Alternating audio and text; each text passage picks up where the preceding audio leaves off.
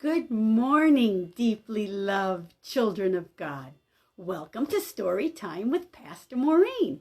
I am Pastor Maureen Howard of Emmanuel Lutheran Church in Washington, Iowa, and as I greet you each morning, I greet you with great joy as we gather together to read the wonderful stories in the Bible. Well, today's story we're reading from the Spark Story Bible, which is published by Augsburg Fortress, and we'll be reading the story called Peter and Tabitha. I wonder what that's about.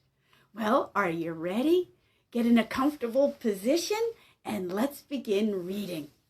Peter and Tabitha. Tabitha was a kind woman who loved Jesus and was very good at making clothing. She made tunics, cloaks, robes, and lots of clothes for people who didn't have enough money to buy them. People loved Tabitha, and she loved them. People were sad when Tabitha became sick and died. They hugged each other, cried.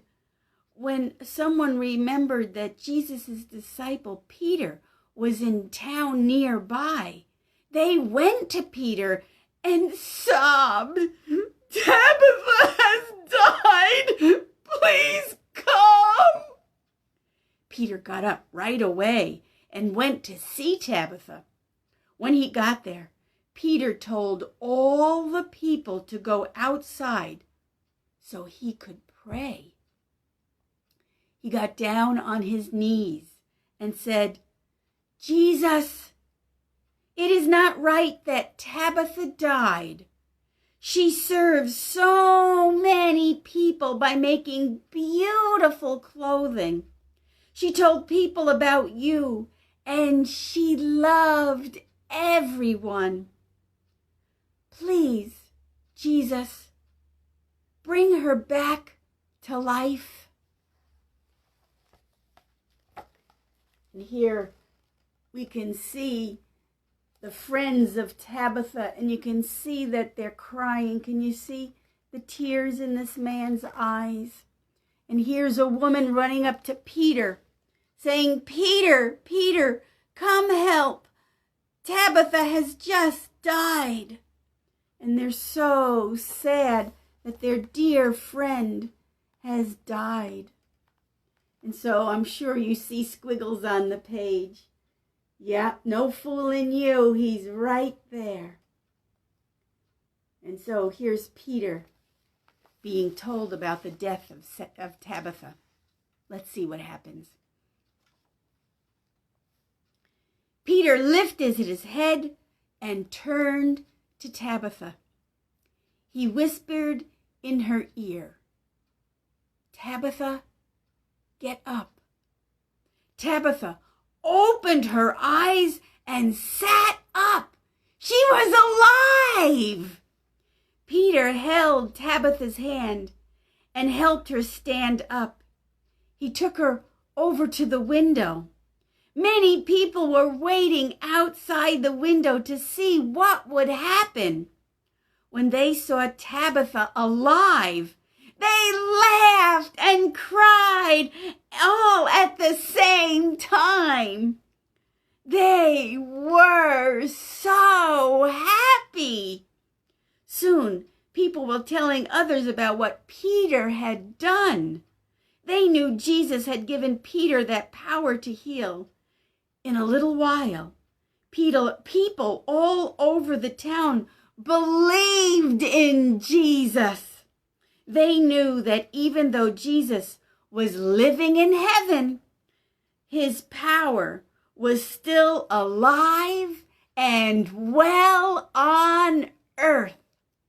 And that's the story of Peter and Tabitha. And here's the picture of Peter, and he's just whispered into Tabitha's ear, "Tabitha, get up after he prayed to Jesus. And look, Tabitha is alive. And look at the people on outside of the house and how happy they are, and they're cheering and they're praising God, and they're so happy and thankful to Jesus for giving Peter that special power of raising people from the dead. And can you find Squiggles? Oh, sure you can. There's Squiggles, and look at Squiggles' face. Look how happy Squiggles is that Tabitha is now alive. What great stories in the Bible that we find. Now, I personally do not have that power from Jesus to raise the dead, but he gave that power to Peter. I'm sorry, I had received a phone call. I say not to interrupt, and it popped up, and it was a spam call. So my apologies. I'm glad that we were able to get back together quickly. As I was saying, that I don't have that power to raise people from the dead, but Christ has given me, Jesus has given me the power to love others. And loving can do so many wonderful, wonderful things that we can't even imagine. And Jesus has given me the power to be kind to people. And Jesus has given me the power to say kind words to people and to help people when they need help. And so, what power has Jesus given you?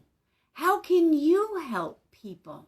Because Jesus has given each of us power, special power, to help others, to share the good news, to teach the good news about Jesus. And so I guess that's another power that Jesus has given me, is the ability to proclaim the good word, to preach, to be a pastor, to be there when people are sick, and to be there when people are dying, and to be there when people have babies, and to baptize, and to be there during all their highs and their lows.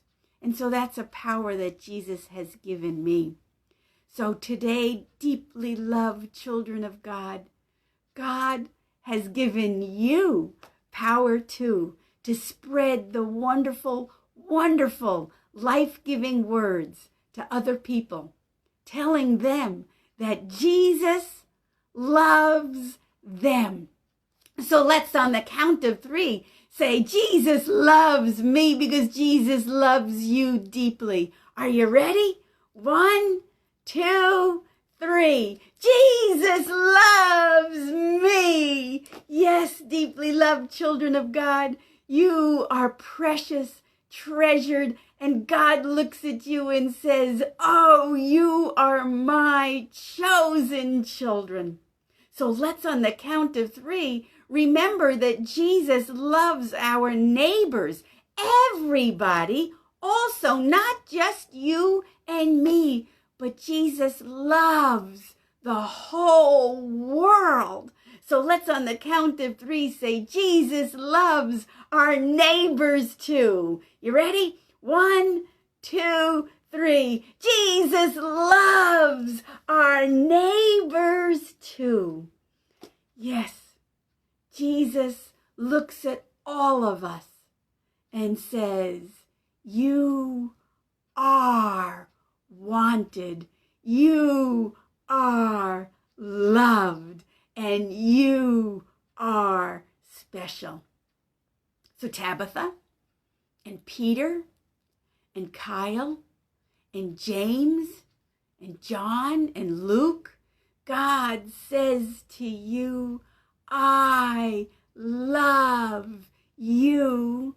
And Lori and Carol and Sam and Joseph and Jerry, God says to you, you are precious and treasured in my sight. And Denise and Janet and Lauren and Stephen, God says to you, I look at you and I am filled with joy. So deeply loved children of God, what is your power that Jesus has given to you in order to help other people? I'm sure you'll have fun discovering that wonderful power that Jesus has given to you. So have a grateful day today, beloved children of God, and I'll see you tomorrow morning at 10 a.m. for another wonderful story found in the Bible that tells us how much Jesus loves you. I'll see you at 10 a.m. for Story Time with Pastor Maureen. Goodbye, everybody. Have a grateful day because you are loved.